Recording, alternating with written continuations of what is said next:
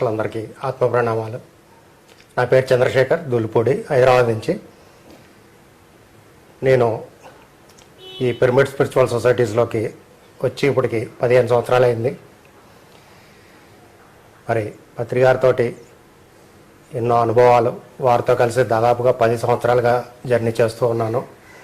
వారి నుంచి ఎన్నో విషయాలు నేర్చుకుంటూ వారి యొక్క స్వీయ అనుభవంలోంచి వాళ్ళు ప్రతి చోట వారి యొక్క మీటింగ్స్లో కానీ ఎక్కడైనా కానీ వారు ఎలా ఉంటారు, ఎదుటి వ్యక్తులతోటి ఎలా ఉంటారు అనేది ఎంతో గర్వించదగ్గ విషయం. అటువంటి ఏ గురువు కూడా మనకి నేర్పించకపోవచ్చు. నేను చూసిన వాళ్ళు ఎవరు కూడా అలా చెప్పలేదు. కానీ పత్రికారి విషయంలో ఇటువంటి విషయాల దగ్గర నుంచి నేను ఎన్నో నేర్చుకున్నాం. అలాగే స్వాధ్యాయం విషయంలో కానీ, మరి ఆనాపానసతి విషయంలో అయితే చెప్పక్కర్లేదు. మరి చిన్న చిన్న ధ్యానాలు చిన్న చిన్న లాభాలు, పెద్ద పెద్ద ధ్యానాలు పెద్ద పెద్ద లాభాలు అని చెప్తూ ఉన్నారు. మరి అటువంటిది ఎంతో సాధన ద్వారా మరి వారు నేర్పించిన చూపించిన మార్గం నుంచి ఎంతో జ్ఞానాన్ని కూడా తీసుకోవడం జరిగింది. మరి అలాగే కైలాసపురి కడతాళ్ళ విషయంలోకి వస్తే 2007లో దాన్ని గురువుగారు ప్రారంభించడం జరిగింది.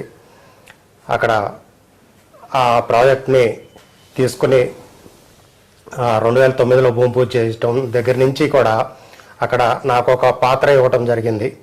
మరి ఆ చుట్టుపక్కల గ్రామాల్లో ధ్యాన ప్రచారం చేయటం కానీ, అక్కడ ఉన్న వాళ్ళకి ఈ పిరమిడ్ యొక్క విశేషంని అలాగే ధ్యాన యొక్క లాభాలని కూడా అక్కడ తెలియజేస్తూ దాదాపుగా ఒక 2 సంవత్సరాల పాటు నేను అక్కడ ధ్యాన ప్రచారం చేయడానికి నాకు ఒక అవకాశం ఇవ్వటం జరిగింది. దాని తర్వాత మరి కైలాసపూర్లో ధ్యానమా చక్రాలు ప్రారంభమైన దగ్గర నుంచి 2012 నుంచి ఈ రోజు వరకు కూడా, అంటే 2019 వరకు కూడా ఎన్నో మరి ధ్యానయజ్ఞాల్లో నా వంతు పాత్రను నేను పోషించాను. మరి నాకు ఇంత గొప్ప అవకాశాన్ని ఇచ్చిన గురువుగారికి ఎలా కృతజ్ఞతలు తెలియజేసుకున్నా కానీ సరిపోదు. కాబట్టి మరి వారు ఏమీ ఆశించట్లేదు మన దగ్గర నుంచి. ధ్యానాన్ని ఎలా అందరిలోకి తీసుకువెళ్తారు అన్నది ఒకటే చూస్తున్నారు. మరి అటువంటి గొప్ప అవకాశం ప్రకృతి మనకి ఇస్తూ ఉంది. ఆ ఇచ్చిన అవకాశాన్ని మనం సద్వినియోగం చేసుకోవాలి. అది చేసుకుంటూ ఉన్నాను నేనైతే ప్రత్యేకంగా. మరి నాలాంటి మాస్టర్స్ ఎంతోమంది ఉన్నారు ఇక్కడ భూమి మీద. ఈ పిఎస్ఎస్ఎం మూమెంట్లో కూడా, ఈ పిఎస్ఎస్ఎం మూమెంట్ ద్వారా వాళ్ళు ఎంతో ప్రచారం చేస్తున్నారు. మరి ఈరోజు పత్రికారి పక్కన కూర్చుని మాట్లాడే అవకాశం రావటం నాకు నేను అదృష్టంగా భావిస్తున్నాను. నమస్కారం సార్. అయ్యా బాబు నమస్కారం. మరి 30 సంవత్సరాల మన పిఎస్ఎస్ఎం మూమెంట్లో ఈ రోజున ఇంత గొప్ప అదృష్టం, ఎన్నో లక్షల మందికి మనం ధ్యానం నేర్పించడం జరిగింది. మరి ఒక వ్యక్తిగా మొదలయ్యి పత్రికారు ఈ రోజున ఇంతమందికి ఎలా నేర్పించగలిగారు? అటువంటి అవకాశం మరి పిరమిడ్ మాస్టర్గా మనకి అది ఎలా సాధ్యమవుతుంది, దాని గురించి కొద్దిగా వివరించమని చెప్పేసి కోరుతున్నాను. అలా జరిగిపోయిందంతా. నాకు చిన్నప్పటి నుంచే నలుగురు పోగేసుకొని నేర్పించడం అలవాటు నాకు. అది క్రికెట్ కానివ్వండి, లేకపోతే చదువులు కానివ్వండి,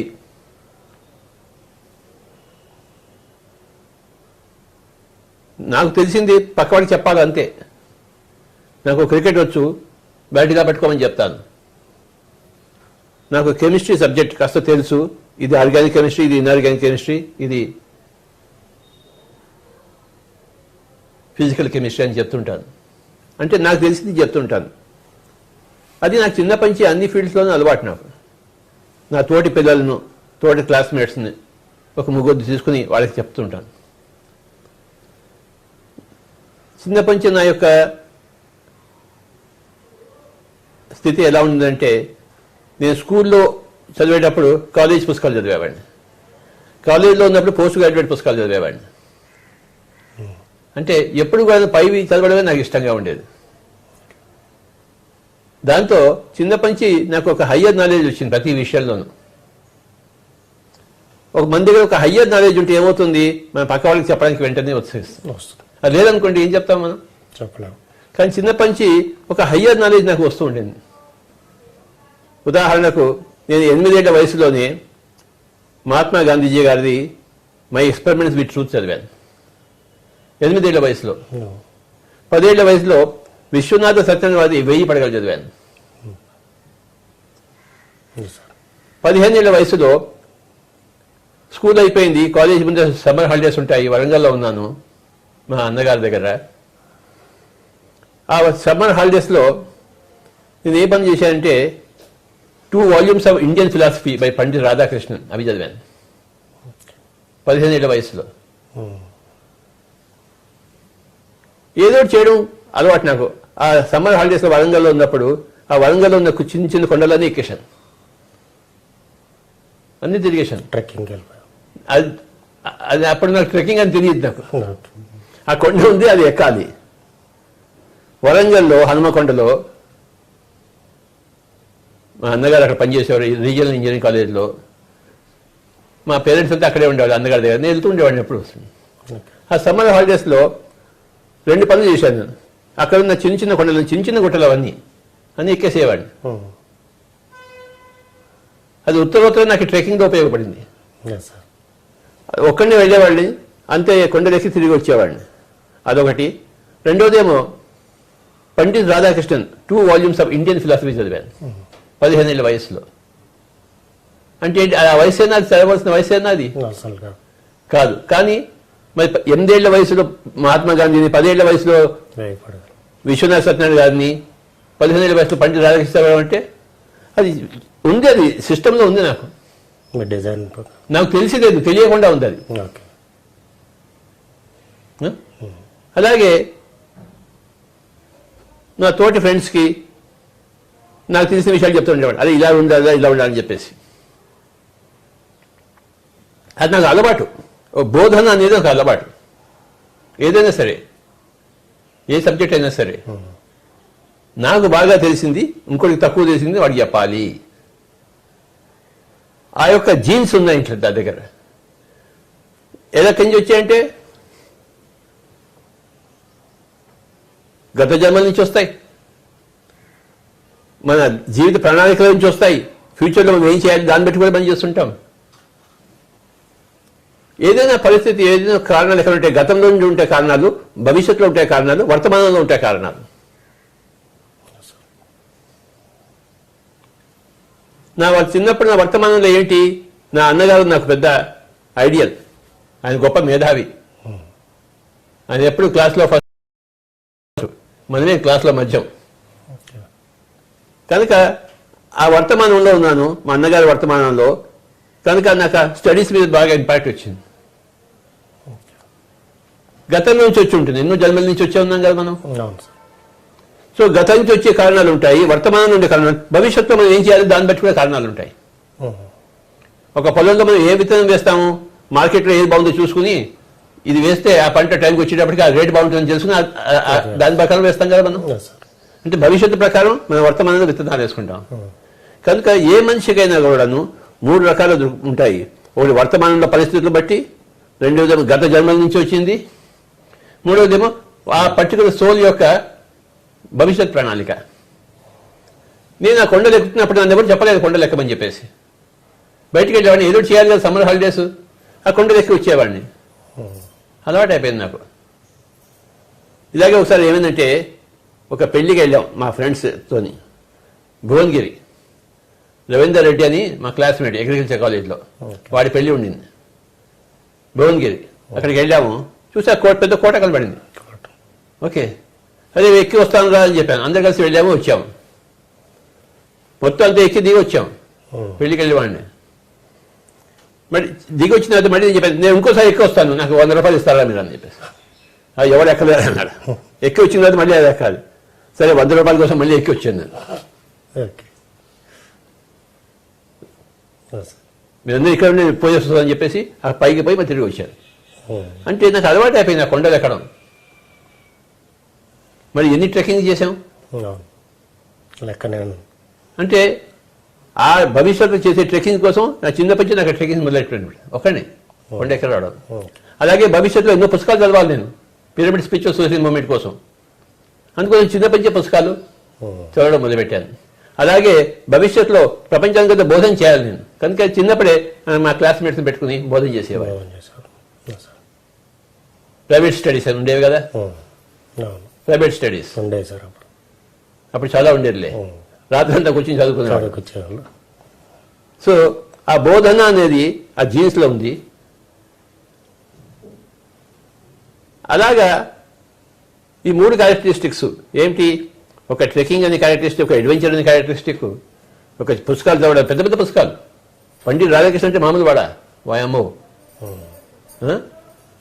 కనుక గాంధీజీ గారి పుస్తకం ఎందుకు చదివే ఫస్ట్ ఆయనలా నేను కూడా తయారు కావాలి అని అప్పుడు నాకు తెలియదు. అప్పుడు ఎలా తెలుస్తుంది మనకి? చిన్నప్పుడు మనకి ఏమీ తెలియదు, అవును సార్. ఎవరికి ఏమీ తెలియదు. కానీ పెరుగుతున్న కొద్దీ మన సంగతి మనకు తెలుస్తూ వస్తుంది. జీవితం అంటే ఏమిటాయి అంటే మన గురించి మనం తెలుసుకోవడమే మన జీవితం. మన గురించి మనకి ఎలా తెలుస్తుంటుంది? వల్ల మనకి మన గురించి మనకు తెలుస్తుంటుంది. సో ఆ కొండలు ఎక్కడ వలన ట్రెక్కింగ్స్ చేశాను, పుస్తకాలు చదవడం వల్ల ఎన్నో పుస్తకాలు చదివాను. ఆ బోధన వల్ల 2 కూర్చోబెట్టుకుని ఇప్పుడు 1000 మంది మీద కూర్చోబెట్టుకుని చెప్తున్నాను. అది అలవాటు నాకు. ఆ విధంగా పిఎస్సీ ముందుకు సాగింది బాబా. నేనేం చేయను, నా చేతుల్లో లేదు అది. మీరు ప్రారంభించారండి, అంతా అలా జరిగిపోయింది కథ. వెనక్కి తిరిగి చూసుకుంటే ఓయబో ఇంత జరిగిందా అని తెలుస్తుంది. అది సంగతి. బాగుంది. మీరు ఎన్నాడు అన్నారు చిన్నప్పుడు ఎవరికి ఏం తెలియదని. అంటే నేను నా చిన్నతనంలో నేను విన్నాను సార్, చిన్నవాళ్ళు భగవంతుడితో సమానం పిల్లలు అని చెప్పేసి అంటారు. వాళ్ళకి 5-6 సంవత్సరాలు వచ్చే వరకు ఆగు చిన్నవాళ్ళే కాదు, అందరూ భగవంతుడితో సమానం. పెద్దవాళ్ళైనా ముసలి వాళ్ళైనా వాళ్ళు భగవంతుడే బాబా. వాళ్ళకి అక్కడి నుంచి కనెక్టింగ్ ఉంటది, అన్ని వాళ్ళకి తెలుస్తాయి. అందుకని వాళ్ళు ఏది చెప్పినా సత్యం అందరికీ తెలుస్తుంది. అందరూ భగవంతులే. సార్, పుట్టినా భగవంతుడే, పుట్టకపోయినా భగవంతుడే, పెరిగినా భగవంతుడే, చావడానికి రెడీగా ఉన్న భగవంతుడే, చనిపోయిన తర్వాత కూడా భగవంతుడే. అవును సార్.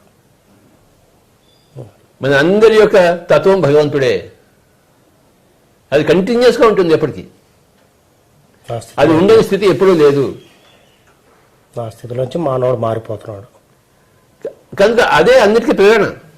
సార్, మనకి తెలియకుండానే మనకి ప్రేరణ. ఇదే ఛాలెంజ్ గేమ్ అంటే. మనకి ఏమీ తెలియదు, మనకి అన్నీ తెలుసు. 2 అన్నీ తెలుసు కానీ ఏమీ తెలియదు. అన్ని తెలుసులోంచి ఏమి తెలియదులోంచి ఏమి తెలియదు అన్ని తెలుసులోకి రావాలి మనం. అదే జరుగుతోంది. సృష్టి ఒక రచన. గొప్ప గేమ్ ఇది. మన గురించి మనం అలా తెలుసుకుంటూ పోవడం అనేది గొప్ప గేమ్. ఆశ్చర్యం వేస్తుంటుంది. మన గురించి మనం తెలుసుకుంటున్న కొద్దీ మనకి ఆశ్చర్యం వేస్తుంది. నేను చిన్నప్పుడు ఎలా ఉన్నా నాకు తెలుసు, ఇప్పుడు ఎలా ఉన్నా నాకు తెలుసు. ఆశ్చర్యం కాదా? ఏదో చెడ్డీ చేసుకుని స్కూల్కి వెళ్ళేవాళ్ళము, ఓకే, జీరాలో ఉండేవాళ్ళము, మహబూబ్ కాలేజ్ హై స్కూల్కి వెళ్ళేవాళ్ళం కింగ్స్ వేలో, ఓకే. అది పెద్ద స్కూల్, అది మహబూబ్ కాలేజ్ హై స్కూల్ ఆ రోజుల్లో. ఆ స్కూల్కి వివేకానందుడే వచ్చాడు. వివేకానందుడు ఆ స్కూల్కి వచ్చాడు, మహబూబ్ కాలేజ్ హై స్కూల్కి. అలాంటి స్కూల్లో నేను చదివాను. అర్థమైందా?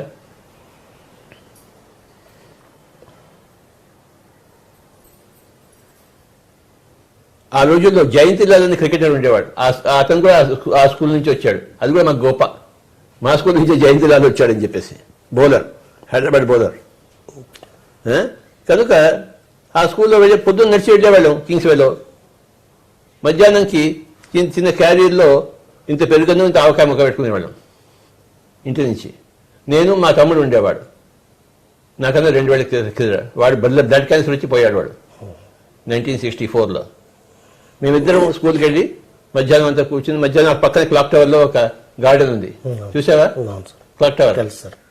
అక్కడ పోయి కూర్చుని మధ్యాహ్నం అంతా ఆ పెరుగన్నము ఆవకాయ తిని వచ్చేవాడు. ఎంత బాగుండేదో పెరుగన్నం ఆవకాయ, తెలుసా నీకు? తెలుసు సార్. నాకన్నా ఆడుతుంటే ఆ టేస్టే వేరబ్బా. పెరుగన్నం ఆవకాయ గుర్తుంచుకో. మధ్యాహ్నం సమ్మర్లో ఇంకా బాగుంటుంది. నేను ఎప్పుడు వెళ్ళినా అటువైపు వెళ్ళాను, నాకు క్లాక్ టవర్ గారి నాకు అవే గుర్తుకొస్తుంటాయి. నేను మా తమ్ముడు 2 ఏళ్ళ వాడు నాకన్నా తక్కువ వాడు. 1964లో వాడికి బ్లడ్ క్యాన్సర్ వచ్చింది. బ్లడ్ క్యాన్సర్ వచ్చి బాంబేలో జాస్లాక్ హాస్పిటల్, క్యాన్సర్ హాస్పిటల్లో 6 నెలలు ఉన్నాడు. మా అమ్మగారితో ఉండేవాడు. వాడు ఎలా పోతాడు, బ్లడ్ క్యాన్సర్కి ఎవడు బతకడు. ఆ రోజు ధ్యానం లేదు, ఉందా? లేదు సార్. నువ్వు వచ్చి చెప్పావా నాకు ఎవరైనా ధ్యానం ఉందని? లేదు సార్. ఎందుకు చెప్పలేదు నువ్వు? అప్పుడు తెలియదు సార్ ఎవరికి. నువ్వు వచ్చి చెప్పుండొచ్చు కదా.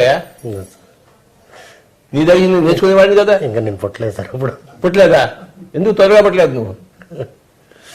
నువ్వు పుట్టుంటే ఎంత బాగుండేది. లేదు సార్. సో నేను కూడా చదువు మానేసి 6 నెలలు బాంబేలో ఉన్నాను. పొద్దున్నే క్యారియర్ ఇంటి నుంచి చెంబూరులో మా పెద్ద సిస్టర్ ఉండేది. క్యారియర్ తీసుకుని హాస్పిటల్కి వెళ్ళడము, క్యారియర్ తీయించడము, మళ్ళీ ఊరంతా తిరిగి రావడం నడకన. బాంబే అంతా నడకన తిరిగాను. ఇప్పుడు సహకార ర్యాలీలకు పనికొస్తుంది. ఇప్పుడు అన్నిటికీ పనికి వస్తుంది నడక. బాంబేలో ఒకసారి ఏమైంది తెలుసా? బాంబేలో చెప్పనా వద్దా? చెప్పండి సార్. కానీ ఇంకెవరికి చెప్పద్దు మరి. అలాగే సార్. ఎందుకంటే ఎవరో వినొద్దు పిఎంసి నుంచి. అలా తిరుగుతున్న రోజుల్లో నా దగ్గర ₹1.5 ఉంది జేబులో. సార్. ఏమి రూపాయలు ఎంత ఉంది? ₹1.5. మామూలు అనుకున్నా ₹1.5 అంటే ₹100 సమానం సార్. అది సంగతి. ₹1.5 ఉంది నా దగ్గర. ఫ్లోరా ఫౌంటైన్ దగ్గర ఉన్నాను నేను బాంబేలో. అక్కడ ఉండి నాకు ఆకలి వేసింది బాగా. హోటల్ కనబడింది, దోశ తిందామని వెళ్ళాను. ఫ్లోరా ఫౌంటైన్లో లోపలికి వెళ్ళాను, మంచి దోశ ఆర్డర్ చేశాను. సికింద్రాబాద్లో దోశ 4 పావలాయి అప్పుడు. నాకు అదే దృష్టిలో ఉంది, బాంబేలో అంతే ఉంటుంది అనుకున్నాను. సికింద్రాబాద్లో పావలా దోశ, అప్పుడప్పుడు పోయి తినేవాళ్ళం. అంతే ఉంటుంది అనుకున్నాను బాంబేలో. ఫ్లోరా ఫౌంటైన్లో హోటల్ అదిగి దోశ అని చెప్పాను. వాడు దోశ తీసుకొచ్చాడు. ఓకే, బిల్ తీసుకొచ్చాడు ₹1.5. నా దగ్గర ₹1 ఉండింది నా దగ్గర. ₹1 ఉండింది అనుకుంటాను. వాడు ₹1.5 బిల్ తీసుకొచ్చాడు. ఎక్కడి నుంచి తీసుకొచ్చాను? ఇప్పుడు నువ్వుంటే ఏం చేస్తావు చెప్పు? ఏం చేస్తావా? అప్పుడైతే కమ్యూనికేషన్ సార్. అప్పుడే కమ్యూనికేషన్ కూడా లేదు. అయ్యా బాంబే నాయన, ఊరికారు ఊర్లో. అయ్యా. సో నేను చూశాను, వాడు బిల్ ఇచ్చాడు, పెట్టుకున్నాను. వాడు బిల్ ఇచ్చేసి మళ్ళీ ఇంకో సర్వీస్ కోసం మళ్ళీ లోపలికి వెళ్తారు కదా, మెల్లిగా లోపల పెట్టుకుని ఏమి తెలియదంటే బయటకు వచ్చేసాను. బయటకు వచ్చి ఫ్లోరా ఫౌండ్ నుంచి గేట్వే ఆఫ్ ఇండియా వరకు పరిగెత్తుకుంటూ ఎవరు నేను దొరకకూడదని చెప్పేసి. నా రూపాయి ఖర్చు కాలేదు, దోశ అడిగి చేస్తుంది. అంటే అలా ఉంటుంది బాబు. బాంబే అంతా నేను కాకినాడలో తిరిగాను, మొత్తం సిటీ అంతా. Marine drive, Chowpatty beach, Juhu, Malabar hills అన్నీ, విక్టోరియా, వీటి రైల్వే స్టేషను. 6 నెలలకి మా తమ్ముడు చనిపోయాడు. మరి ప్యాకప్ చేసుకుని హైదరాబాద్కి వచ్చేసాం. అంటే చిన్నప్పుడే ఆ డెత్ని చూశాను నేను, ఇంట్లో డెత్ని. బుద్ధుడు బయట డెత్ చూశాడు, నేను ఇంట్లో డెత్ చూశాను.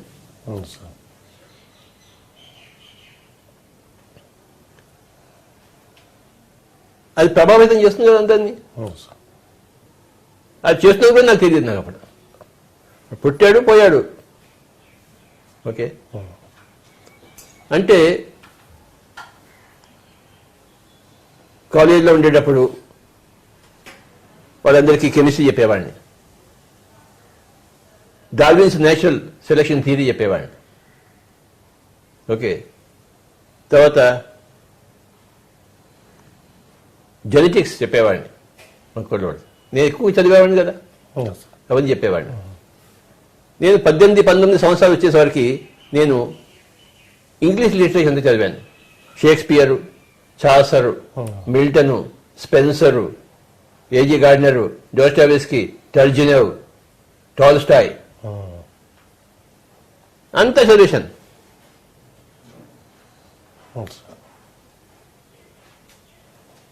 అంటే చదువుల మీద అంత ఇంట్రెస్ట్ నాకు.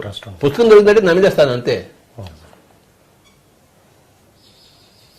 ఉత్తరోత్తర ఇన్ని పుస్తకాలు చదవడానికి ఇప్పుడు ఈ శ్రీనివాస్ రెడ్డి గారు మా ఇంటి కింద ఉన్నారు, మా అల్లుడు గారు, నమస్కారం. ఆయన రోజుకు కొత్త పుస్తకం తీసుకొస్తుంటాడు.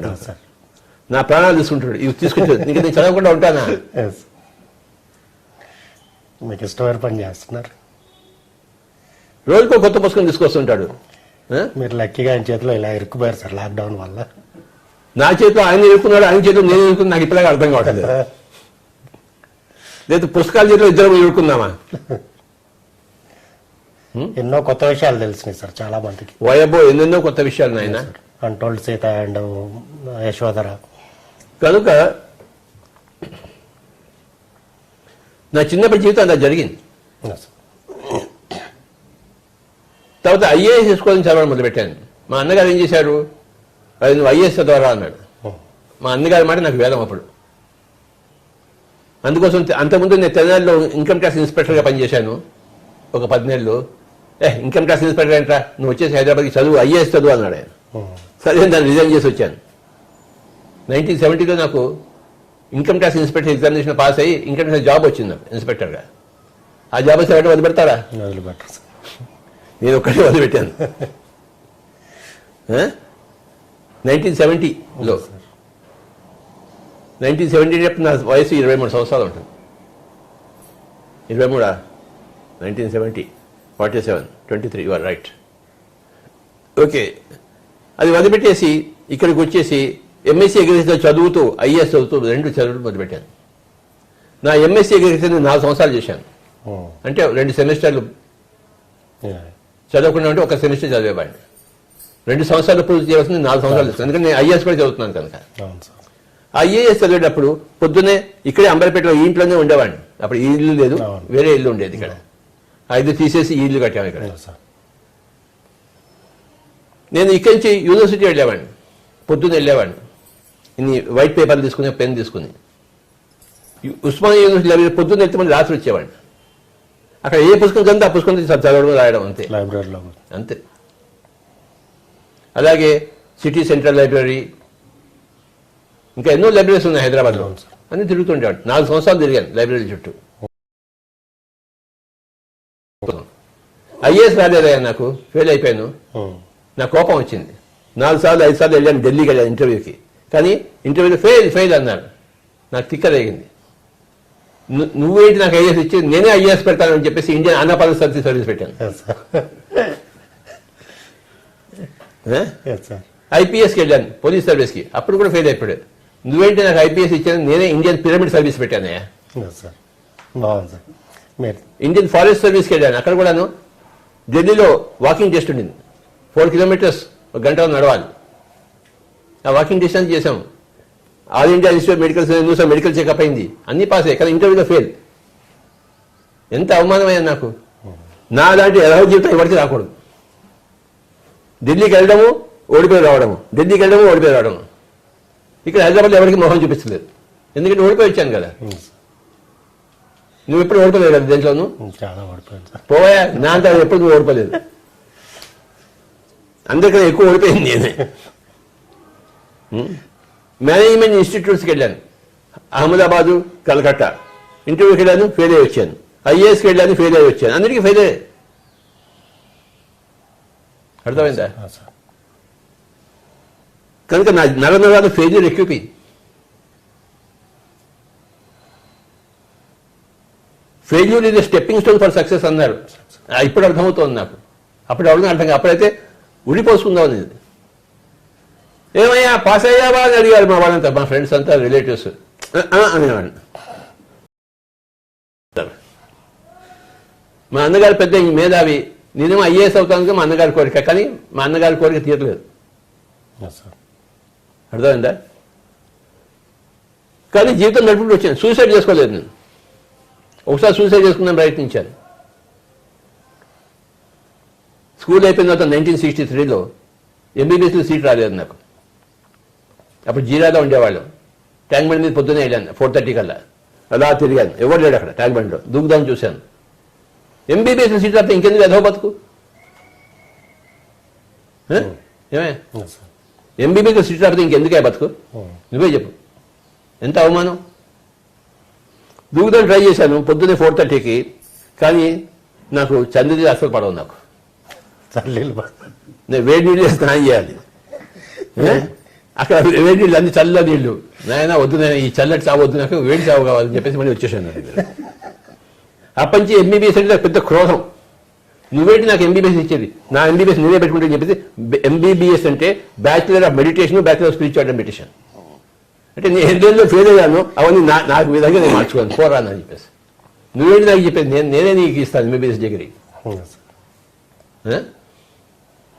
అలా జరిగింది. ఏం చెప్పంటే కడుపు చించుకుంటే కాళ్ళ మీద పడుతుంది ఆయన. నువ్వు అలాంటి ప్రశ్నలు అడిగావేంటి నన్ను? అందరి మధ్య అందరు ఏమనుకుంటారు చూసేవాళ్ళు అందరూ, నీ జీవితం ఇలా తగలబడిందా అని. ఎంత రేపంటే నీ ఊళ్ళో తిరగలేదు నేను లాక్డౌన్ తర్వాత. ఏదో మంచి ప్రశ్నలు అడుగు నువ్వు.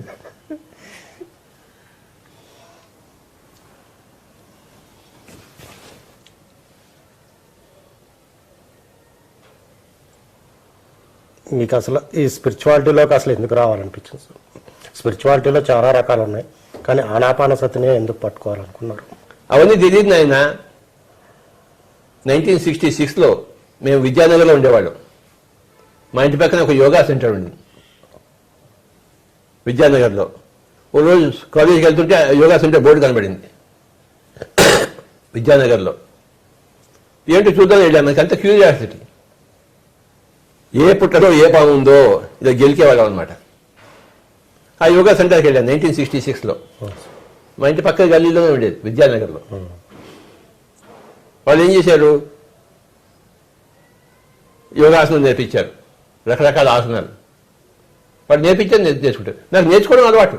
ఏదైనా సరే, క్రికెట్ అయినా, చెస్ అయినా సరే, సంగీతం అయినా సరే. సంగీతం కోసం సైకిల్ వేసుకుని సికింద్రాబాద్ వెళ్ళేవాడు మా గురువు గారి దగ్గరికి వెళ్ళి. ఎక్కడ ఏ విద్య ఉందో నేర్చుకోవడం. ఇక్కడ యోగాసనం, యోగా కేంద్రం వెళ్ళాను, ఆసనాన్ని నేర్చుకున్నాను. 6 నెలలు వెళ్ళాను. తర్వాత సూత్రనేతి ఉంటుంది, వస్త్రనేతి, జలనేతి. జలనేతి అంటే ఓ పెద్ద పీపాలో నీళ్ళని తాగేసేది, మళ్ళీ బయటికి కక్కేది. వస్త్రనేతి అంటే పెద్ద వస్త్రం అంతా మింగేది, మళ్ళీ మెల్లిమెల్లిగా లాగేసేది. సూత్రనేతి అంటే ఇక్కడి నుంచి ఒక సూత్రం, ఒక దారం పెట్టి మళ్ళీ నోట్లో నుంచి బయటకు తీసి ఇలా చేసేది. ఇవన్నీ చేశాను.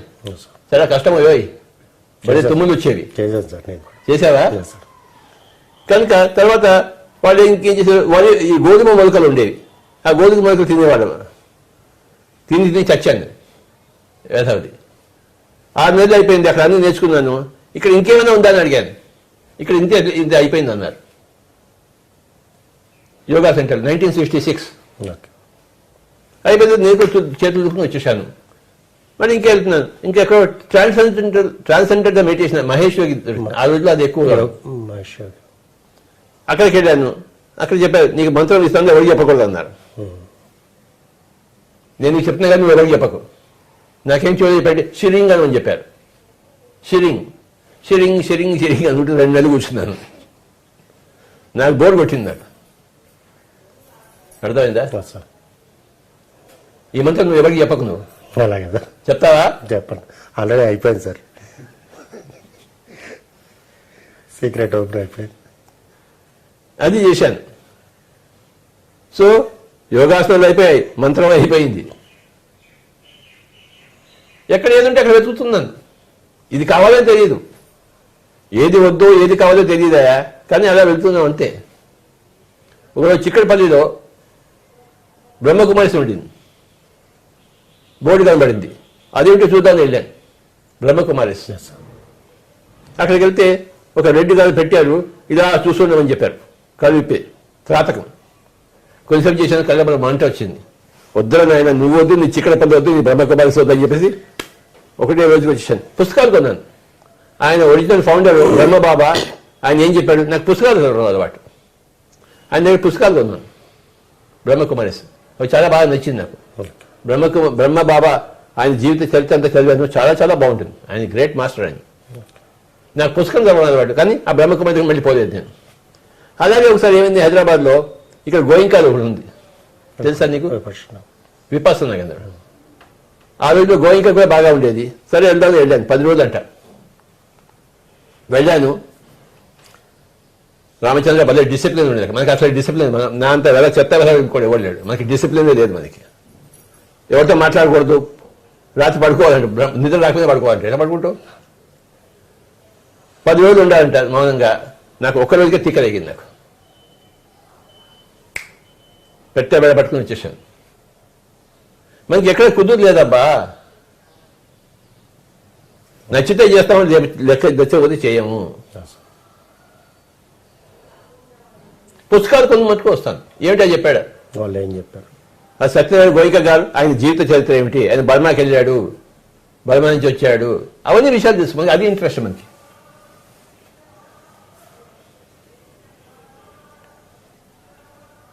హైదరాబాద్ ఉండేటప్పుడు నాకు పెద్ద అలవాటు ఉండేది. సండే రాగానే స్కూటర్ వేసుకుని సిటీ అంతా సెకండ్ హ్యాండ్ బుక్ స్టాల్స్ ఉండేవి పరిచయం. కోటిలో అక్కడ తెలుసా నీకు? పొద్దున్న వెళ్తే స్కూటర్ వేసుకుని ఒక పెద్ద సంచి వేసుకుని ఆ సెకండ్ హ్యాండ్ బుక్ స్టాల్స్ అన్ని వెతుకుంటే నాకు కావాల్సిన పుస్తకాలన్నీ దొరికేవి. స్పిరిచువల్ బుక్స్ నాకు అవే ఇంట్రెస్ట్. మధ్యాహ్నం అయ్యేసరికి ఆ సంచి నిండా కూరగాయలు కొన్నట్టు పుస్తకాలు కొనుక్కొని చూపించేవాడిని. ఆ వీక్ అంతా చదివేవాడిని. మళ్ళీ నెక్స్ట్ సండే మళ్ళీ వెళ్ళేవాడిని. మళ్ళీ అమ్మేసి మళ్ళీ ఇంకోటి అమ్మేయడం కాదు, ఇక్కడ ఎవరికైనా ఇచ్చేస్తాను. అమ్మేదికి వచ్చాను లేదబ్బా, నేను చదివినది ఎవరికో ఒకటి ఇచ్చేయాలంటే. పుస్తకాలు భిక్షగాలు చాలా మంది ఉంటారు. శ్రీనివాస రెడ్డి లాంటి వాళ్ళు స్పెషల్ భిక్షగాళ్ళు, పుస్తకాలు భిక్షగాళ్ళు. వాళ్ళకి డబ్బులు అక్కర్లేదు, వాళ్ళకి పుస్తకం కావాలి. వాళ్ళకి నేను ఎన్ని పుస్తకాలు కొన్నానో నాకే లెక్కలేదు. జీతం వస్తే సగం జీతం నాకు, సగం జీతం ఇంట్లో. నాకంటే దేనికి? పుస్తకాల కోసం. మిగతా సగం జీతం ఇంట్లోనే. ఎవరు మాట్లాడడానికి వీలేదు ఇంట్లో. అమ్మా ఎంత ఇస్తే అంతే సర్దుకో. సో ప్రతి సండే అలా మార్కెటింగ్ వెళ్ళేవాడిని నేను. ఎన్ని పుస్తకాలు దొరికాయో, 3 రూపాయలు, 4 రూపాయలు, 5 రూపాయలు, మంచి మంచి పుస్తకాలు. మేరీ కొరెల్లి అని ఒక పుస్తకాలు రాసింది, నాకు 3 రూపాయలు దొరికింది. మేరీ కొరెల్లి ఆవిడ అద్భుతమైన అనుభవాలు చెప్పింది. ఒకసారి ఆవిడ షిప్లో వెళ్తుంటే ఒక పెద్ద షిప్ అంతా కనబడింది ముందర. ఆ షిప్లో చాలా మంది ఉన్నారు, కొన్ని వేల మంది ఉన్నారు. వాళ్ళంతా ఏవో పని చేసుకుంటున్నారు. ఆవిడ కంటికి కనబడింది. ఆవిడకి ఒక గంట సేపు కనబడి మళ్ళీ షిప్ అంతా మాయమైపోయింది. ఇలాంటి అనుభవాలు ఉన్నాయి బాబా. మేరీ కొరెల్లి. కనుక నాకు 3 రూపాయల పుస్తకం, 3 రూపాయలు ఖర్చు పెడితే ఎంత వచ్చేది నాకు జ్ఞానం. వాయబ్బో. ప్రతి సండే పుస్తకాల వేట. మిగతా చేపల వేట వెళ్ళేవారు, నేను పుస్తకాల వేటకి వెళ్ళేవాడు.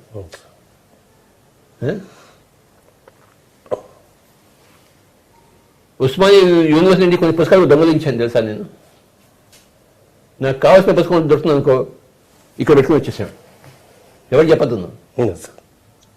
చెప్తావేంటి? చెప్పండి సార్.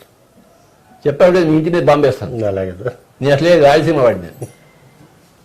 చెప్పండి సార్. 1975లో రాయలసీమ వెళ్ళాను. తెలంగాణ వదిలిపెట్టేసి అక్కడంతా బాంబులు వేస్తారు, జాగ్రత్త. నేను అక్కడ పెరిగినవాడిని. ఇక్కడ తెలంగాణలో పుట్టినా రాయలసీమలో పెరిగినవాడిని. అక్కడ పెరిగా. ఇక్కడ పుస్తకం పెట్టుకుని వచ్చేసామని ఎవరికి తెలియనట్టు.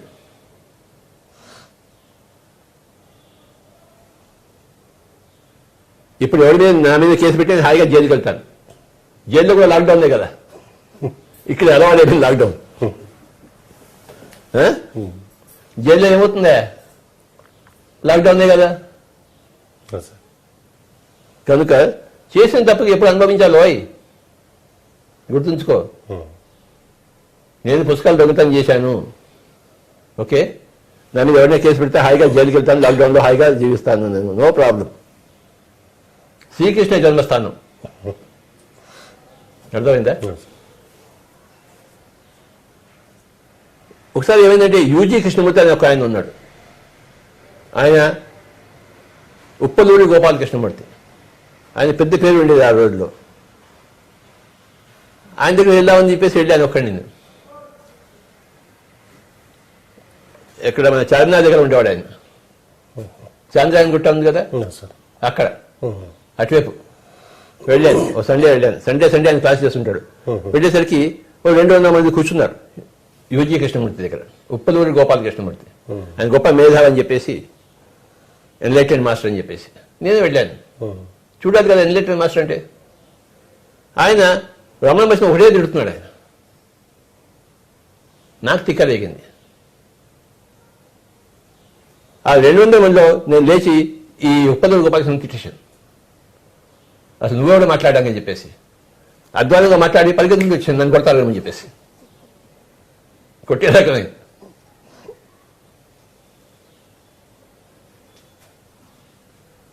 ఉప్పులూరు గోపాలకృష్ణ పడితే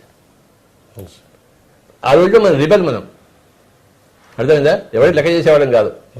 తిట్టడం అంటే తిట్టడమే. నీకు తెలుసు కదా నా తిట్టడం గురించి. నిన్న ఎప్పుడైనా తిట్టానా? కొట్టారు కూడా సార్. కొట్టానా? ఎవరు చెప్పగలే బాబు.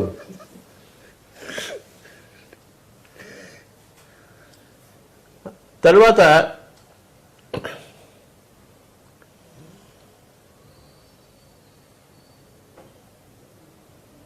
'83లో నేను 83 84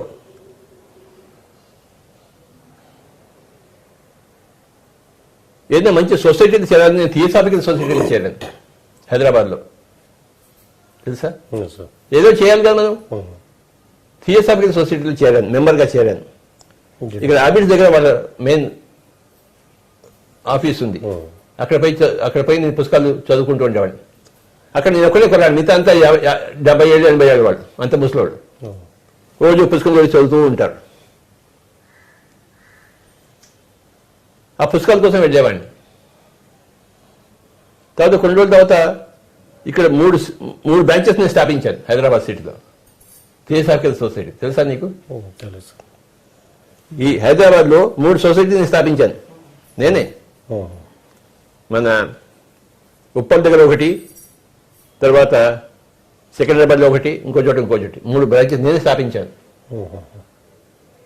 నేను ఈ పిరమిడ్ సొసైటీలో రాకముందు థియోసాఫికల్ సొసైటీలో ఉండేవాడిని. ఆయన అర్థమైంది. అప్పుడు పిరమిడ్ సొసైటీ లేదు. నువ్వు ఉన్నావా అప్పుడు? నువ్వు ఉంటే నీ దగ్గర వచ్చావాడిని. థియోసాఫికల్ సొసైటీ ఉంది, 3 బ్రాంచెస్ స్టార్ట్ చేశాను. తర్వాత వాళ్ళు నువ్వు అడియాలు వెళ్ళాలి అన్నారు. సరే అడియాలు వెళ్ళాను. ఫస్ట్ టైం చూడ ఓయబ ఎంత గొప్ప ఉందో. ఎక్కడైతే అన్ని పేసెంట్ ఉండిందో, లెవెల్స్కి ఉండిందో ఆ ప్లేస్ అంటే ఓయబ పెద్ద తీర్థస్థానం నాకు. అడియాలు వెళ్ళాను, 4 రోజులు ఉన్నాను.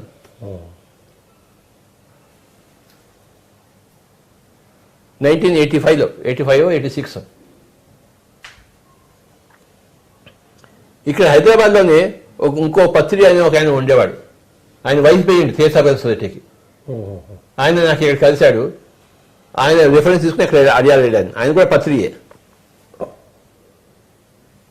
ఆయన వైస్ ప్రెసిడెంట్ థియోసాఫికల్ సొసైటీకి.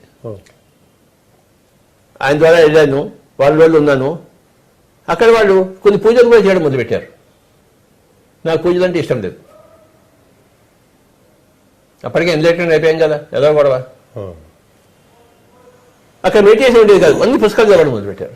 ఎంత పెద్ద హైదరాబాద్లో థియోసాఫికల్ సొసైటీ హెడ్ క్వార్టర్స్లో మెడిటేషన్ లేకపోలేదు ఏంటి? నాకు నచ్చలేదు. అక్కడ అడియాల్లో ఉన్నప్పుడు నేను ఓషో గురించి మాట్లాడేవాడిని. వాడికి ఓషో అంటే తిట్టేది కాదు. వాడు ఓషో, వాడి సెక్స్ కదవా, వాడి స్పిరిచువాలిటీ ఏమిటి అనేవాడు. వాడు నైనా సెక్స్ కదవ కాదు, నైనా గొప్ప మాస్టర్ నైనా నేనంటే వాడికి నచ్చేది కాదు. వాడికి నచ్చకపోవడం నాకు నచ్చలేదు. ఏం చేశాను? నువ్వు వద్దు, నీ థియోసాఫికల్ సొసైటీ వద్దు అని చెప్పేసి వచ్చేసాను. నీ పుస్తకాలు కావాలి కానీ నీ సొసైటీ నాకు వద్దు. బ్రహ్మకుమారి పుస్తకాలు కావాలి కానీ బ్రహ్మకుమారి ఆర్గనైజేషన్ నాకు వద్దు. గోయంకా పుస్తకాలు కావాలి కానీ గోయంకా ఆర్గనైజేషన్ నాకు వద్దు. యోగా పుస్తకాలు కావాలని యోగా కేంద్రాలు నాకు వద్దు. మహేష్ యోగి పుస్తకాలు కావాలి కానీ ఆయన ఆర్గనైజేషన్ నాకు వద్దు. నాకు ఏ ఆర్గనైజేషన్ నచ్చలేదు నాకు. అలాగే 85లో ఓషో దగ్గరికి వెళ్ళాను. ఆయన చూసొద్దామని చెప్పేసి కారు వేసుకుని వెళ్ళాము ఇక్కడి నుంచి పూణేకి, ఒక గ్రూప్ ఆఫ్ పీపుల్. అక్కడ వాళ్ళు నువ్వు ఏదో గౌన్ వేసుకోవాలి లేకపోతే ఓషన్ చూడడానికి గౌన్ వేసుకోవడం లేదా బాబా, ఇచ్చా వెళ్ళా. కానీ 120 రూపాయలు కట్టి గౌన్ కట్టి ఓషన్ చూడడానికి. అక్కడ పెద్ద ఒక బుద్ధ పిరమిడ్ అని ఒకటి ఉంది. పిరమిడ్ ఉంది, పిరమిడ్ చుట్టూ పెద్ద నెట్ ఉంది. ఆ నెట్ లోపలికి వెళ్ళాలన్నమాట, బుద్ధా హాల్. అది చూసి వచ్చాము కానీ ఓషో కనపడలేదు. ఆయన ఒక్కడే ఒంట్లో బాగాలేదు, ఆయనకి ఏమని చూడటం లేదు. 85లో వెళ్ళాను పూనాకి, తిరిగి ముఖం వచ్చేసినాను.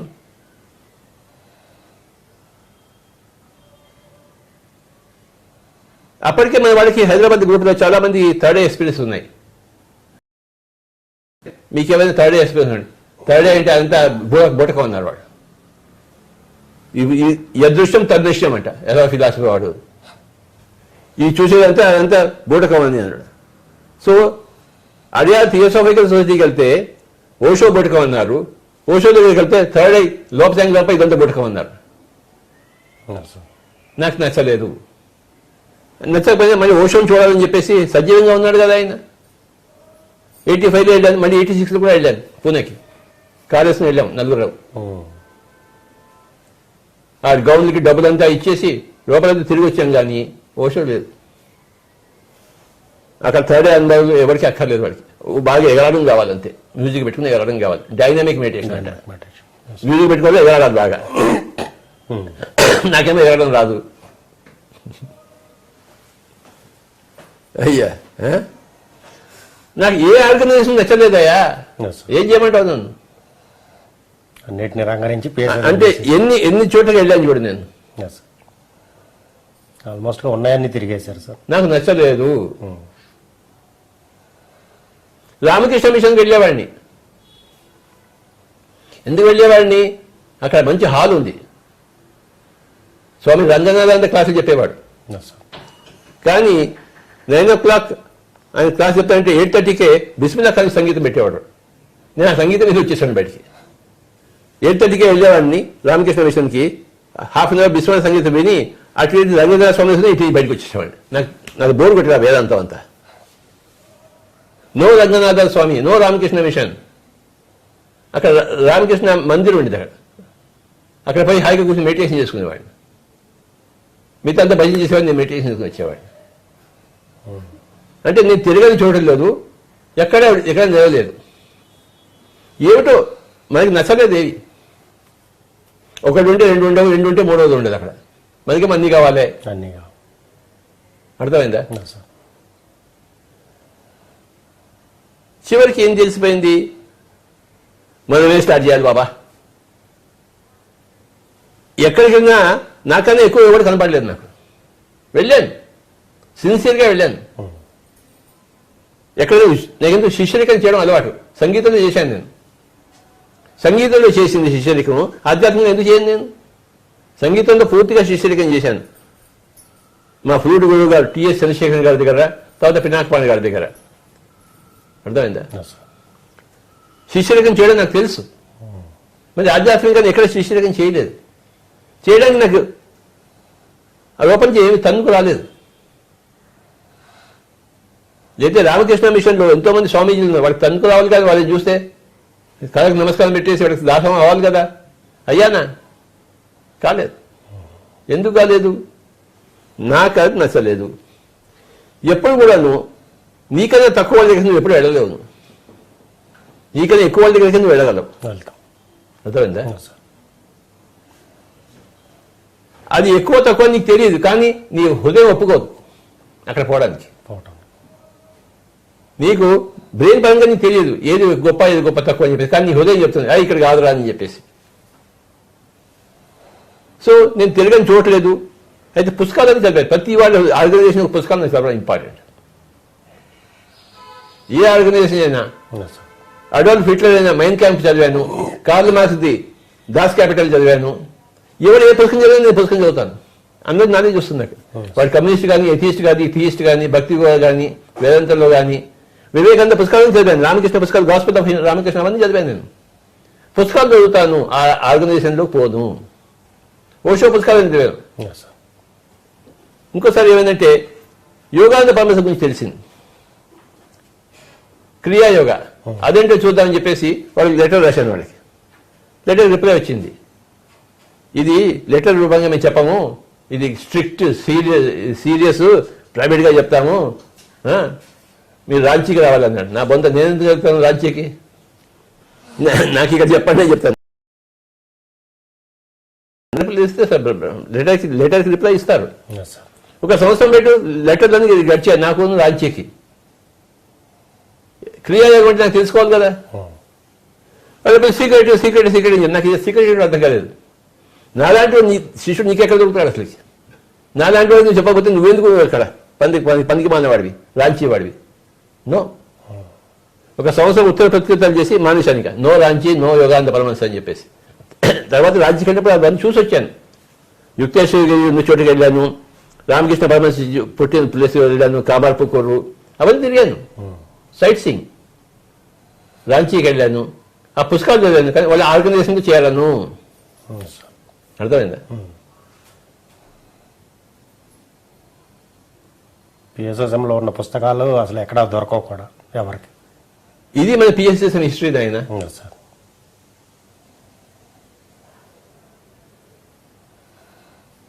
అలా ఎన్నో సంవత్సరాలు గడిచిపోయింది నా జీవితంలో. చివరికి ఒకరోజు పిఎస్ఎస్ఎం బోర్డు దొరికిందే, నమస్కారం పెట్టి అందులో చేరాను నేను. ఏదో కొత్తగా ఉంది పిల్లలు మూమెంట్ అంటే ఇందులో చేద్దామని అందులో చేరి అందులో మెంబర్ అయిపోయాను, ఖాయం అయి చేసుకున్నాను. కర్నూలులో ఖాయం చేసుకున్నాను. కర్నూలులో షౌరీ గారి ఇంట్లో ఉండేవాడు. ఆయన పుస్తకాలు బాగా చదివాడు. ఆయన దగ్గర పెద్ద ర్యాక్స్ అండ్ ర్యాక్స్ పుస్తకాలు ఉండేవి. ప్రిన్సిపల్ లోకల్ స్కూల్లో, మేరీస్ హై స్కూల్లో. ఆయన దగ్గర నేను ఫస్ట్ టైం లోక్సంగ్ రంపా గురించి చదివాను. సేతు పుస్తకాలు ఆయన దగ్గర ఫస్ట్ చదివాను.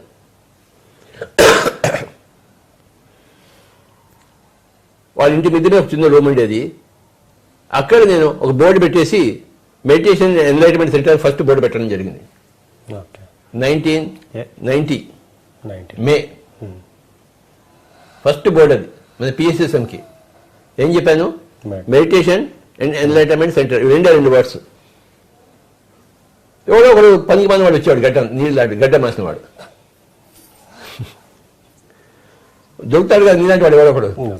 వాడి గురించి వాడి దుప్ప దించేవాడిని. సెంటర్ పెట్టాను, ఒకటే board, meditation and enlightenment centre.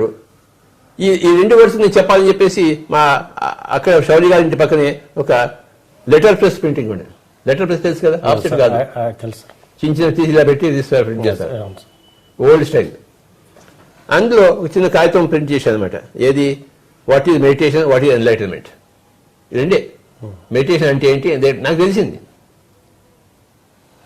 అందులో ఆ లెటర్ ప్రెస్లో ప్రింట్ చేసి కాగితాలు పని దగ్గర పెట్టుకున్నాను. మెడిటేషన్ సెంటర్ అని చెప్పేసి కర్నూలు. అలా స్టార్ట్ అయింది పిఎస్ఎస్ఎం. షౌరీ గారి ఇంటి మిద్దె మీద ఒక రూముల్లో ఒక బోర్డు పెట్టుకుని మెడిటేషన్ అండ్ ఎన్లైటన్మెంట్ సెంటర్ అని ఒక చిన్న కాగితం తయారు చేసుకుని what is meditation, what is enlightenment. అది ఇప్పటి ఇక్కడ దాకా ఇంతదాకా వచ్చిందా. ఆ షౌరీ గారికి నా యొక్క నమస్కారాలు. ఆయన పైలోకాలు, ఊర్ధలోకాలు, ఏ సత్యలోకంలో ఉన్నాడు ఆయన. అంతటి గొప్ప మహామనిషి ఆయన ఎన్జి షౌరీ. నాకు గొప్ప మిత్రుడు, ఆధ్యాత్మిక మిత్రుడు, నెంబర్ 1 మిత్రుడు.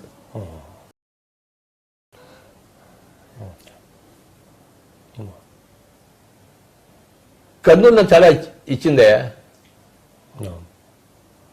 కర్నూలులో నాకు అన్నీ దొరికాయి. నాకు తెలంగాణలో ఏం దొరకలేదు. నీ తెలంగాణలో ఇక్కడ పుట్టి పెరిగాను కానీ నాకేం దొరకలేదు. నాకు కానీ కర్నూలు అన్నీ దొరికాయి. కర్నూలులోనే రామచంద్రారెడ్డి అని మాకు ఫ్రెండ్ అన్నపాన్స్ దొరికింది. ఎన్జి షౌరీ గారు గొప్ప ఫ్రెండ్ దొరికారు. అక్కడే సదానంద యోగి గారు దొరికారు. అక్కడే బీవిరెడ్డి గారు దొరికారు. అక్కడే ఫస్ట్ పేమెంట్ వచ్చింది. కర్నూలు నిర్ణయించి చూడు.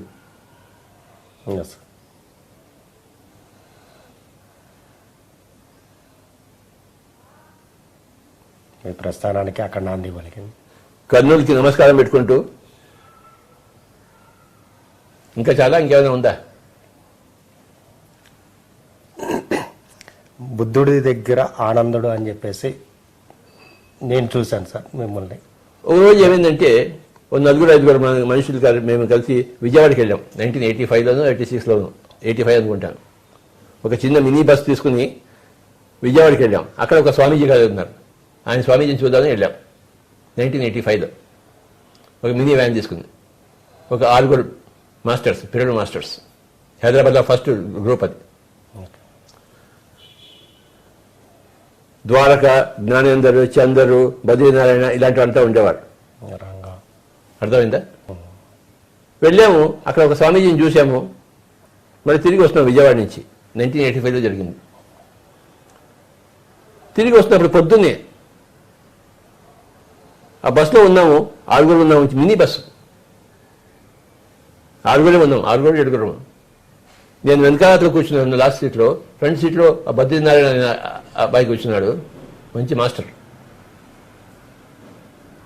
పొద్దున్న 4:30-5 ఇంకా తూలుతున్నాను. ఇంకా ఆయన ఆ అబ్బాయి లేచి అక్కడి మందించిన అలిగ దగ్గర వచ్చి నాకు నమస్కారం పెట్టాడు. ఏమిటయ్యా అన్నాను.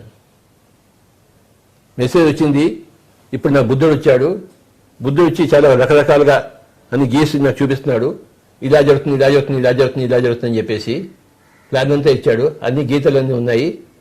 ఆయన సగం చెప్పాడు, నాకు సగం అర్థం కాలేదు, కానీ బుద్ధుడు వచ్చాడు చెప్పాడు. బుద్ధుడు చెప్పాడు మీరే ఆనందుడు అని చెప్పేసి. నాకు ఫస్ట్ ఇన్ఫర్మేషన్ ఇచ్చింది ఆ అబ్బాయి. నాకు అర్థం కాలేదు, నేను ఆనందం అంటే నాకు ఎంత పెద్ద తేడా ఉండాలి కదా, ఏం లేదు ఇక్కడ. ఈ చెడు విన్నాను, ఈ చెడు వదిలిపెట్టేశాను, ఏది పట్టుకోను నేను, ఏది థియరీగా వింటాను కానీ ప్రాక్టికల్గా నాకేం తెలియదు. నాకు తెలియదు నేను ఒప్పుకోను, కానీ వాడికి తెలిసిన వాడికి తెలిసి వాడు చెప్పాడు కదా. అందరిది వింటాను కానీ నాకు కన్క్లూషన్ రాను. ఇలా ఎంతోమంది దగ్గర నుంచి విన్నాను ఈ కథలన్నీ. ఓహో అనుకుంటాం అంతే.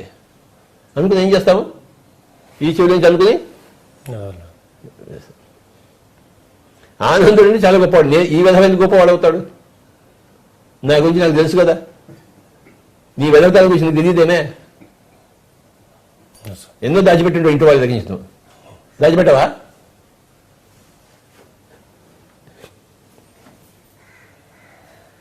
నాకు తెలుసు నా పనికి మందుతాను, అంత గొప్ప ఆనందం నేనే తాగుతాను.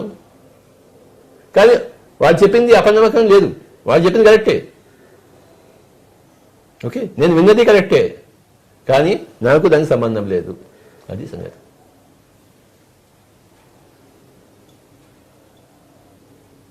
మాకు వచ్చిన విజన్ మేము ఎలా చేసుకోవాలి, మాకు వచ్చిన విజన్ మేము ఎలా చేసుకోవాలి. నీ ఇష్టం వచ్చినట్టు చేసుకో. నాకు వచ్చిన దాన్ని నాకు ఇష్టం వచ్చినట్టు చేసుకుని నువ్వు నీ ఇష్టం నువ్వు చేసుకుని ఆయన అప్పో దీపో బాబా. నీ స్టేట్మెంట్ నాకు దీపం కాలేదు, నా స్టేట్మెంట్ నీకు దీపం కాకూడదు. నీ అనుభవమే నీకు దీపం అంతే. ఎవరికి వారే యమునా తీరే. నాకు ఎంతమంది వచ్చి నా గత జన్మ వాడు చూసినట్టు చెప్పినా నాకు మటుకు నేను ఏ నిర్ధారణకి రావడం అసంభవం, అశాస్త్రీయం.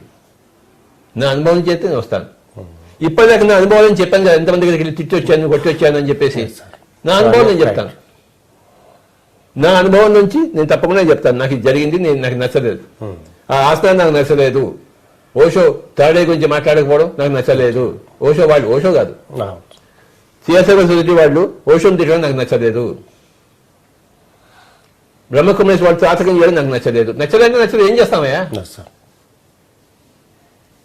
ఆ విపాసన సెంటర్లో గోయింకా అందరినీ పీకుతుంటే నాకు నచ్చలేదు.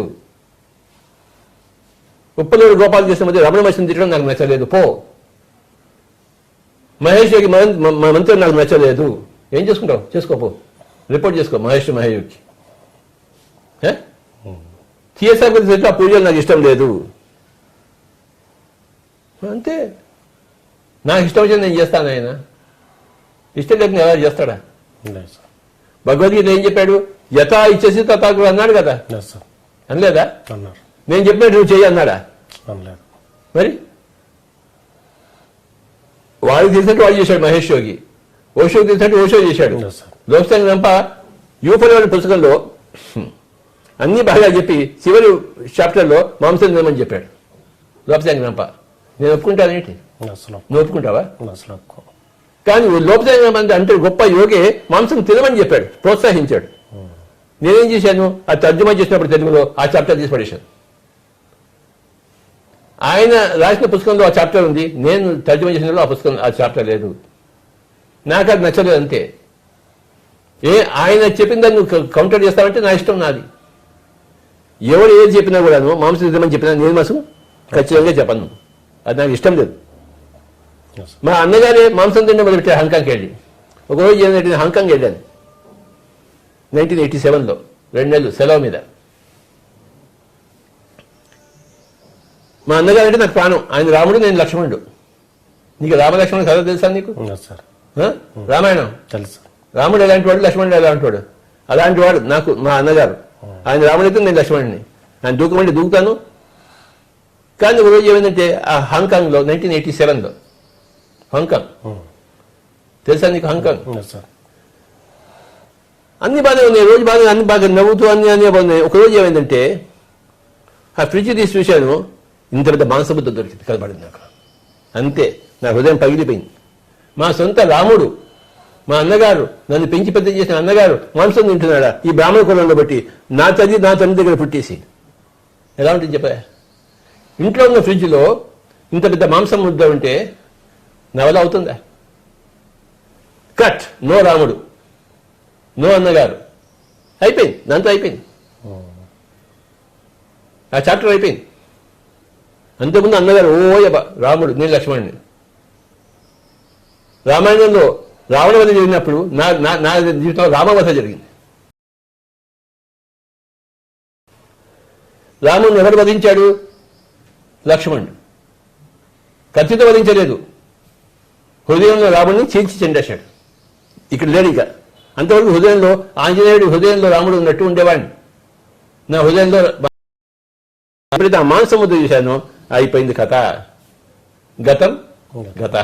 వాడు నా అన్న కాదు, వాడు రాముణ్ణి వాడు.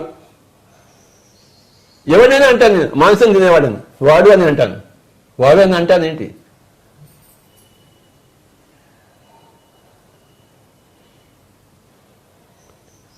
ఆ తర్వాత ఏమైందంటే మళ్ళీ ఇండియాకి వచ్చిన తర్వాత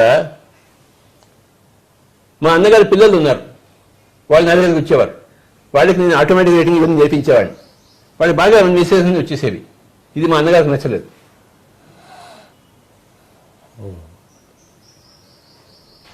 వాళ్ళని నా వైపు తిట్టుకుంటున్నానని చెప్పేసి మా అన్నగారికి నా మీద కోపం వచ్చింది. ఎందుకంటే లోపల ఆయన కడుపులంతా మాంసం ఉంది కదా, సొంత లక్ష్మణుడి మీదే ఆయన కోపం వచ్చింది. కోపం చేసాడు, వాళ్ళ పిల్లల్ని నా దగ్గర రాకుండా చేశాడు. వాళ్ళు కూడా మాంసం పెట్టడం మొదలుపెట్టాడు. ఇంకేముంది కథ? ఆ ఫ్యామిలీ నాకు దూరం అయిపోయింది. మా వదిన గారు మేడం గారికి సొంత అక్క, కానీ ఆ ఫ్యామిలీ నాకు దూరం అయిపోయింది. నా సొంత అన్నగారి ఫ్యామిలీ, ఆ పిల్లలు ఇద్దరిని పెంచి నేను పెద్ద చేశాను, ముగ్గురిని, నాకు దూరం అయిపోయారు. నో ప్రాబ్లం, మనకేం ప్రాబ్లం లేదు. మాంసం తినేవాడే నా వాడు, మాంసం తినేవాడు అస్మదీయుడు కాదు, తస్మదీయుడు. ఇంటింటి కథ ఇంత ఉంటుంది. ఆయన ఏం చెప్పమంటావు?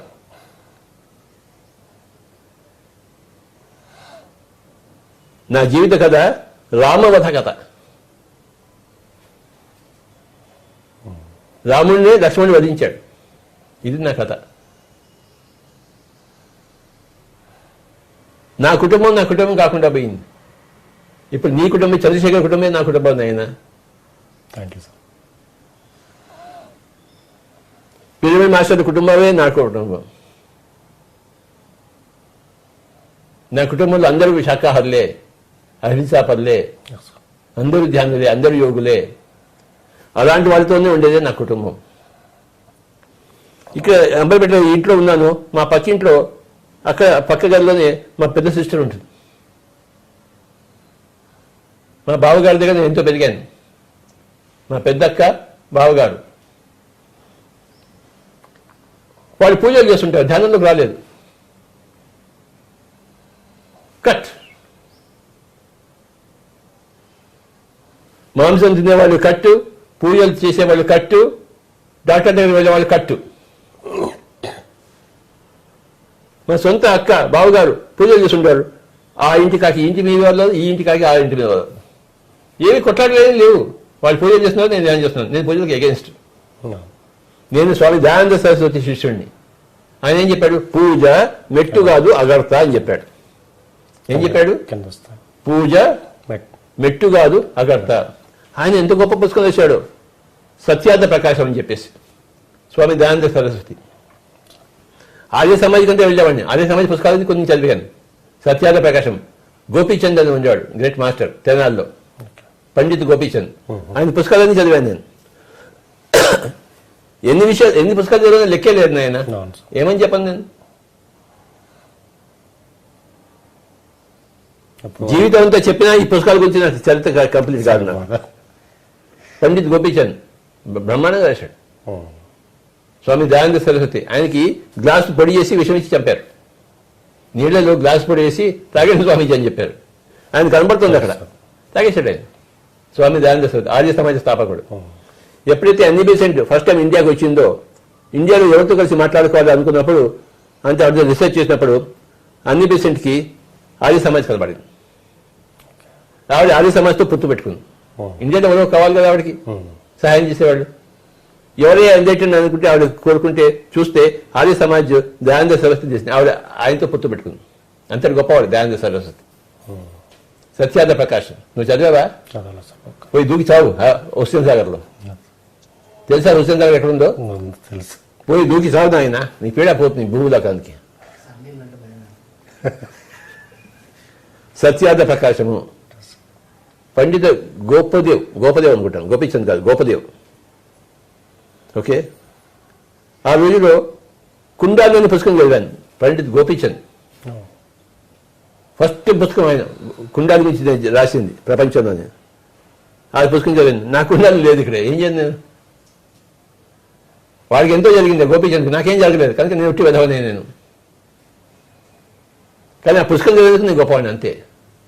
నాకేం కుండాన్ని కాలేదు. ఆ హైదరాబాద్ రిపోర్ట్ నాకేం కావట్లేదు అంటే, స్వామి నీకు అన్నీ అయిపోయి గర్జంలోని ఇప్పుడు ఇంకే అవుతుంది అన్నాడు. ఆ లాజిక్ కూడా కరెక్టే. ఓకే, నమ్మేశాను నేను. నాకు కావాల్సిన లాజిక్ నేను నమ్మేస్తాను. అది గత జన్మలో అయితే ఈ జన్మలో నీకు ఎలా అవుతున్నాయా అన్నారు. కాదు. సో ఈ జన్మలో నేను కొద్దిగా అభ్యాసం చేశాను. ఏదో వస్తుందేమో, కొండాన్ని రైజ్ అవుతుందేమో, బయ్యి వస్తుందేమో అని చెప్పేసి పుస్తకాలు ఏం కదా, బొయ్యి లేదు బయ్యి లేదు. ఎంతసేపు కూర్చోండి నేను. చివరికి నిర్ధారణ వచ్చాను, నేను కుండాన్ని రైజింగ్ కోసం లేను, పక్కవాడి కుండాన్ని కోసం నేను ఉన్నానని చెప్పేసి. అందరి కుండాన్ని తెచ్చేది నా ఒకరు నా తప్ప. ఫేట్ ఏం చేస్తాం? వాడి కుండాన్ని రాసుకొచ్చాను, నేను రాసుకుని రాలేదు. వాడికి వాడి ప్లాన్ కరెక్ట్, నాకు నా ప్లాన్ కరెక్ట్ కదా అని ఒక లాజిక్ ఉంది ఇక్కడ. వాడికి వాడి ప్లాన్ కరెక్ట్ అయినప్పుడు నాకు నా ప్లాన్ కరెక్టే అవుతుంది. నేను నా ప్లాన్లో ఉన్నాను. ఏంటి? కొత్త పుస్తకాలు ఇవ్వడము, అందులో ఉన్న 10 మంది చేరేసి చెప్పడము. నా బోధనే నా సాధన. బోధన పెట్టాను, ఊళ్ళో పెట్టాను కదా. నా సాధన ఏమిటంటే నా బోధనే నా సాధన. టైం అయిపోయింది నాయన. ఊరికే నీతో పెట్టుకున్నాను ఇవాళ. థ్యాంక్ యూ సార్, చాలా మంచి విషయాలు చెప్పారు. ఎన్నో తెలియని విషయాలని మనం ఈరోజు పత్రికారి ద్వారా తెలుసుకోవడం, ముఖత వారితో తెలుసుకోవడం జరిగింది. మరి ఇంతటి గొప్ప అదృష్టం మనకి కలగటం చాలా అదృష్టం. మరి ఎన్నో కార్యక్రమాలు ఎన్నెన్నో లెక్క లేకుండా ఉన్నాయన్నమాట. మన ఈరోజు లాక్డౌన్ అన్న పేరే కానీ ప్రతి వాళ్ళ ఇంటి నుంచే వాళ్ళు ఎన్నెన్నో కార్యక్రమాలు చేస్తూ ఉన్నారు. అట్లాగే జూమ్ కార్యక్రమాలు, జూమ్ యాప్ ద్వారా వాళ్ళు డిజిటల్ యజ్ఞాలు చేయటము, అలాగే డైలీ క్లాసెస్ చేయటము. మరి హైదరాబాద్కు మరి ఈరోజే పత్రికారు ఇవ్వటం జరిగింది, చెప్పడం జరిగింది. మరి భాగ్యనగర్ మహిళా డిజిటల్ ధ్యాన యజ్ఞం 2020 జూలై 4వ తారీఖున ఉదయం 9 గంటల నుంచి సాయంత్రం 7 గంటల వరకు ఈరోజే మనం లాంచ్ చేస్తున్నాం దీన్ని. మరి జూలై 4వ తారీఖు డిజిటల్ ధ్యాన యజ్ఞం చేసుకోబోతున్నాం. గురు పౌర్ణమి సందర్భంగా జూలై 4వ తారీఖు. జూలై 5 గురు పౌర్ణమి ఉంది, కానీ నాకు ఆ రోజు ఢిల్లీలో పని ఉంది కనుక మహోదర బాబాజీ తరఫున గురు పౌర్ణమి అలాగే సార్, తప్పకుండా. సాటర్డే. ఓకే చెప్పండి. జూలై 5వ తారీఖు గురు పౌర్ణమి. మరి ఆ రోజున పత్రికారికి వేరే కార్యక్రమాలు ఉండటం వల్ల మరి మనకి 4వ తారీఖు భాగ్యనగర్ వాసులకి 4వ తారీఖున ఇవ్వటం జరిగింది. దీంట్లో మరి తెలంగాణ మాస్టర్స్తో పాటు అన్ని రాష్ట్రాల నుంచి కూడా మనం మాస్టర్స్ తోటి ఆ రోజు ఉదయం 9 గంటల నుంచి సాయంత్రం 7 గంటల వరకు ఈ జూమ్ ద్వారా మనం ఈ కార్యక్రమాన్ని నిర్వహించుకోబోతున్నాము. మొట్టమొదటిది భాగ్యనగర్లో ఇది. అలాగే దీన్ని పిఎంసి ద్వారా కూడా లైవ్లో మనం చూసుకోబోతున్నాము. మరి ఈ రోజున మనం ఈ బ్రోచర్ని రిలీజ్ చేసుకుంటున్నాం దానికి సంబంధించింది.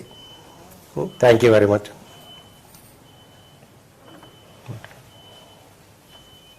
నౌకాంత్, ఎనీ అనౌన్స్మెంట్స్?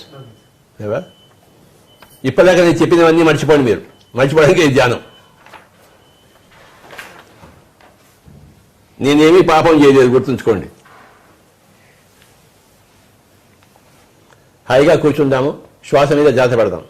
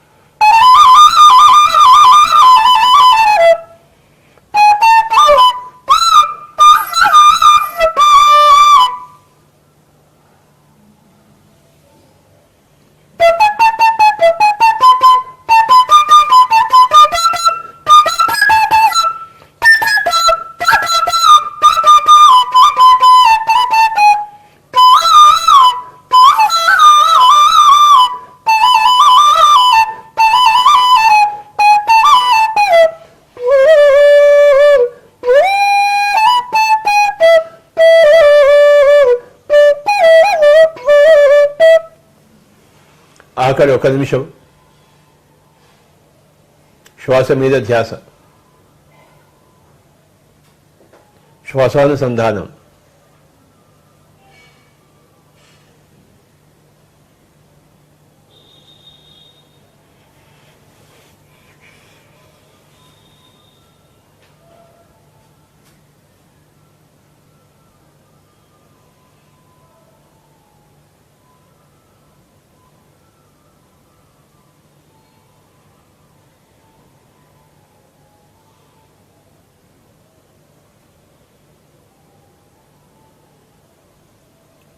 పిఎస్ఎస్ఎంలో అన్నిటికన్నా ముఖ్యమైనది ఆనాపానసతి, నేను తెలుసుకున్నది. శాకాహారం, అహింస. మూడవది పిరమిడ్ అద్భుత శక్తి. నాలుగవది ఆధ్యాత్మిక శాస్త్రం. ఎవరి వాస్తవానికి వాళ్ళే సృష్టికర్తలు, ఎవరి దీపాన్ని వాళ్ళే వెలిగించుకోవాలి అన్నదే ఆధ్యాత్మిక శాస్త్రం. అందరూ దేవుళ్ళే అన్నదే ఆధ్యాత్మిక శాస్త్రం.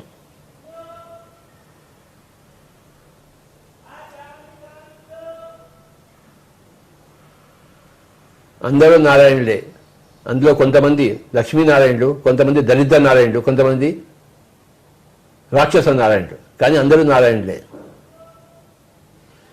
అందరూ వాస్తవానికి భగవంతుడే. భగవంతుడు కానివాడు ఎవడు లేడు.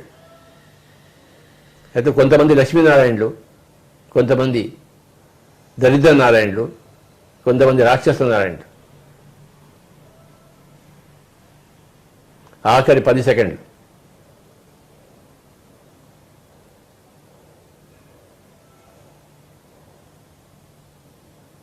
9,